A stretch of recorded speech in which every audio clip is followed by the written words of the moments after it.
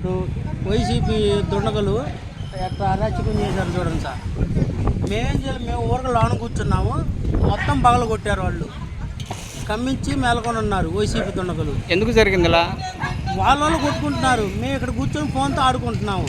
ఫోన్తో ఆడుకుంటుంటే ఎగబడి మొత్తం కొట్టి మొత్తం నాశనం చేశారు. నీ ప్రమేయం లేదా? నాకు మా సంబంధం లేదు, మా సంబంధం లేదు అసలుకి.